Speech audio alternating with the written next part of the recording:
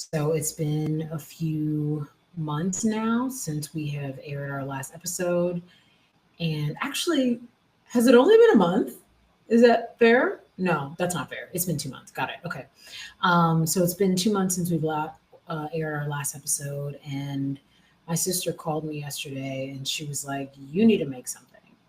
You need to make something in between the thing you're hoping for and the thing you're waiting for. You need to make something." And to be honest, that really got to me because I have absolutely been waiting for the right moment, for the thing that I'm hoping for the courage for the next season, for some of the disappointment to wear off from things that have happened in between. And I guess what I came up with is to be where my feet are, right? And recently I have absolutely acknowledged my addiction to worrying and thought I would process that with you guys in the human family. And so, yeah, this is just me trying to really sit with the fact that worrying has become one of my personality traits. And by talking about it here, this is me saying that absolutely cannot be the future and cannot be the case anymore because how? Like, how is that a personality trait? It's not. And I guess I want to talk about some of the ways it shows up and even just how it happened, right? There are a few questions I wrote down that I haven't digested yet. I typed into ChatGPT, "Hey, I have been worrying for the better part of my life, and it has become something I default to, which is really frustrating." That's where the frustration happens. And I'd like this to stop. What are some questions I need to ask myself? And so I'm going to process that with you guys. And if this is similar to your story in any way, if you resonate or understand the default of worrying, the immediacy of worrying, the almost the fake intimacy as well that comes with worrying, because it makes well, I'm definitely going to get more into this, but it definitely has made me feel like I'm doing something when I'm really not doing anything. And unfortunately, we know that where our energy goes, things grow. And even though I know that, I still have not broken this cycle. So, um, one of the questions that came up is, when did I start confusing worry with responsibility? So that one, I mean, that's an easy childhood conversation, right? Like, yeah, I think growing up as eldest daughter, growing up having the relationship with my parents that I do have, which is pretty close. Um, Although I'm sure they didn't intend to bring their eldest daughter into things happening, that's how things happened, right? And so I knew a lot, I held a lot, I worried a lot. I don't know if it's overcompensated, but I definitely tried to be steps ahead. And just by worrying made me feel like I could solve a problem. Because the truth is, when you're 15, 16, you really can't solve that much. Like, you can do your best, but not really. Um, but I can pinpoint that around that age is where it got to the point that I was like, this is my responsibility to worry about everybody, to think about everybody, to consider everybody. And yeah, I think I definitely confused that with responsibility. Not only my responsibility, but just being a responsible person, a person who cares, a person who thinks of others, a good person. Like, that's where I think I got that from. Ugh, yeah. One of the next questions is, what am I afraid will happen if I stop worrying? And this is so scary because I have actively said this out loud to myself of like, you could try something else and you're not. And we need to figure out why you're not doing that. And I think part of me is afraid that one, things will work out without me having to do that. It's like that fear of success or fear of like things actually working out, but you didn't really do anything. So there's that attachment to like, I have to deserve it. I have to earn safety. I have to earn the flow. I have to earn the situation turning out the way I thought it would. Which leads me to another thing. So, pivot here. I had a conversation with Glennon Doyle on the podcast like 3 or 4 years ago, and she said something so profound that I have been sitting with over the past few days, actually. She said, we can either control ourselves or we can love ourselves, but we can't do both. And so that has struck me so much as I have really been confronting, like, why do you feel like you need to worry? Like that is a actual job description to what you're trying to manifest or create or bring something to fruition. You feel like if you don't worry, it's like you don't care, right? If you don't worry, it's like you're not prepared. If you don't worry, it's like you didn't put in enough effort. And I think I'm partly afraid that I'll find out that that's all crap. And what you've been doing for a while is crap. And it's crazy because, like, I could find out that I'm not finding this out. I deserve ease. We deserve ease, right? That is a God given way of life. It is us in our minds and partly in the society that definitely makes us constantly feel out of control, but also we have to do the hard work because this is hard work to not confuse worry with manifestation, worry with effort, right? Like for so long, that's what I felt like it is, felt like it was. And I'm also afraid to find out or afraid that if I didn't worry enough, the thing that I want won't happen and I won't get it because I didn't like think through all the scenarios, think through the worst case scenario. I think the other thing is I'll feel like I won't be prepared. I'll be blindsided by something if I don't worry enough, if I don't really process every part of it. And the truth is, what I'm finding out is I'm just exhausted. I'm tired. I'm tired of the scenarios. I'm tired of, especially because we know so much of what we think about doesn't actually happen. Doesn't actually happen. Doesn't actually happen. And that's its own frustration, but it makes me feel prepared for just thinking about it, for just worrying about it, for at least processing it, at least being prepared in case it did. And I don't have as much space for the in cases as I used to. I really don't. There's so much present stuff happening. There's so much happening in the future. There's so much to sit in and to learn from and to love that worrying is just taking up too much space now. It's taking up too much space, which is why we're here, why I'm here, why I'm talking this out. Because I just, yeah, I realize it's not working out. Um, I think I also worry that again, you just come off as less of a serious person, less of a like a person who is prepared in a sense. I think I already mentioned that. Um, what's changed and what started the noticing is just how much more anxiety I've had. Ugh, that part is so painful because it's just so unnecessary. It makes me sad as I think about it, as I feel through it, as I remember just all the like load I'm carrying just through my mind, trying to protect my heart, trying to protect my movements, trying to protect myself, trying to not have make mistakes, things that are just like very human, right? But I thought worry was a good replacement and it's not. And it's just now I feel so exhausted. I'm not, for my sister to call me and say, you need to create something, she knew something. She knows I'm worried. She knows I'm waiting. She knows I'm dealing with like way too much in my head and I'm not living out loud outside of my head.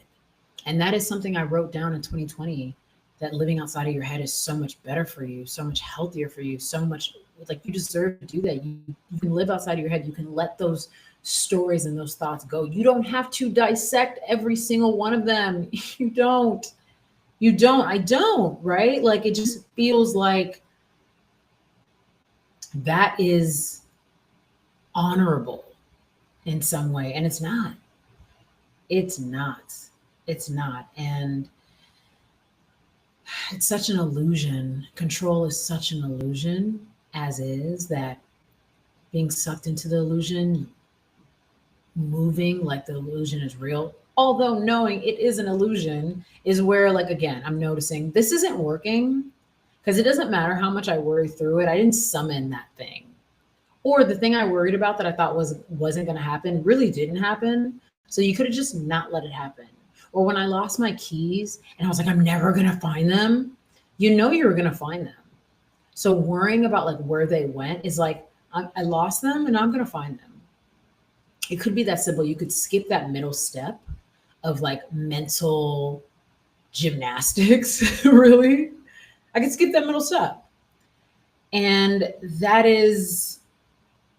that's what I'm trying to do. It's draining to do anything else and to assume that the worrying makes me a better person, or gets me closer to what I need, because it doesn't. Right. And right now, part of this processing is exploring new things to try. So I've obviously written down: one is trust, two is surrendering, three is taking honest breaks, comfortable breaks, breaks that don't include how can I be taking a break? Because I'm not in the same place I am with that, with taking breaks. I'm not, because I think that was something I really worked on in 2020. But at the same time, I don't know. In the same time, I feel like sometimes I'm not honest with the time I need the break. Sometimes I take too long to take a break. Like I wait too long, and that's why the break isn't super comfortable. Being more courageous to say, I need a break.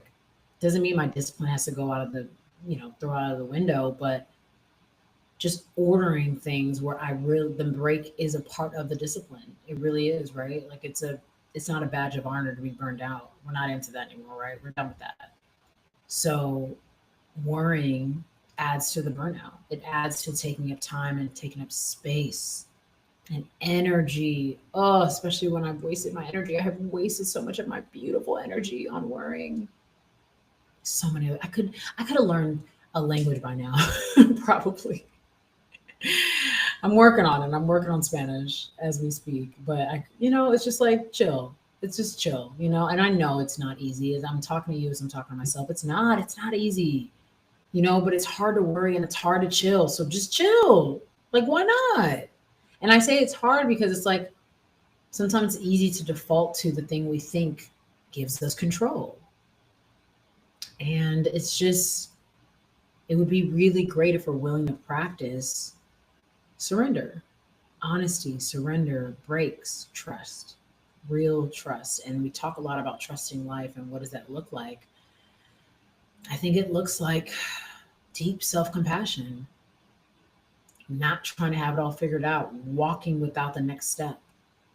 It feels like movement, and it also feels like relaxing. It feels like nurturing our personal relationships as well as nurturing ourselves when we need to pour back into ourselves without guilt. It looks like not spiraling. It looks like recognizing if an opportunity passed, it's not yours, and there is another one on the way. How can there not be another one on the way? Of course there's another one on the way. You're on earth, you're breathing. There's got to be another one. Take the lesson, move on. Move on through love. Those are things that I'm working through right now. Um because it's shown up in so many different ways. I think in family, I, I've held so much and felt like I had to worry about people, and because I thought that meant that nothing would go wrong. Not true. Love is not just about caring everyone, it's also about trusting that they're going to find their own way too. I feel like in my relationship with money, it has shown up with I am currently taken care of, but what if it ends? When will it end? It'll probably end. That scarcity mindset that every day I'm trying to inch away at. Because again, this society benefits off of us not being enough, of not feeling like we are enough. You can't act, they can't let you feel like you're enough because then you won't buy anything, right? Like you won't need all the products and the commercials won't get to you the same and you won't feel like you need to compare yourself all the time. Like you gotta feel not enough. And that's what I'm actively battling, recognizing, acknowledging, not letting into my vortex. You gotta go, right? And that's how it has affected me in money, even in relationships and dating. You know, if I study all the red flags or catch everything early or over analyze, like, where will this go? I won't be blindsided, right? I won't be caught off guard and played, you know? And then I'm like, but is that your reality? Is that what you're currently experiencing? Are you out of the present by thinking about something that doesn't actually exist? I understand discernment. I understand using our gut, of course, but use the gut, keep those quiet whispers. They don't need to be loud marching bands in our head, right? They just don't. They can be what they are, gut moments, gut reactions, wisdom, and let them be that. Let the present continue to reveal. But you can't be present and worrying and in the future and in the past and just completely not surrendered. Not surrender. That's the gorgeousness of being in the present. It's surrender. And it is the practice. Ooh, it's the practice of the wise. It really is. It's just it's our new practice if you're willing to join me because I can't live the next 6 months or the rest of my 2025 with this addiction. I mean, I skipped drinking, smoking, you know, so many other things and was like, let's get with the worrying. That feels good. That feels aligned. You know what I'm saying? Like what are we talking about? So this is me confronting and practicing and recognizing my addiction to worry, realizing it's not working anymore.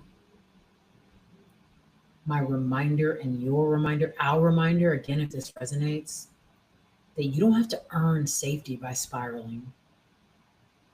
You do not have to earn safety by spiraling. There is no need for it. It does nothing for you. There is no control in that. It is an illusion. The next way we can keep ourselves at peace, self compassion, love, and deeply aligning and honoring the human experience. There's no way we know it all. There's no way that we have it all figured out. There's no way we're not going to make mistakes. There's no way we're always going to get it right. So, really having a relationship with that allows everything else to be quite beautiful, right? Like that feels like okay, cool. So if I recognize that I'm a human who's constantly evolving and learning and growing as I go, like what am I really worried about? Don't I recognize I'm protected? Don't I recognize that everything is always working out for me? Everything is always working out for me. You know what I'm saying? So, like, what are we worrying about? With that said, I thank you for joining me. I just, you know, like I said, in the middle of waiting, I was like, let's do the doing. Let's continue to share. So I'm gonna share a couple more episodes, a couple more solo episodes this season. We don't even have to name it a season. Let's just be. Let's just be. Y'all know I work my butt off to produce these episodes, and my team works their butt off, and we love this show so much, and we love you guys so much, you know. And that's what I was. That was the waiting, right? I was searching and hoping and all the things, but I'm still here. I'm still going. So I want you to be a part of that. And I'm grateful to you for being here with me as I continue and we continue to move through the human experience. So, with that said, lots of love until next time. With that said, lots of love until next time.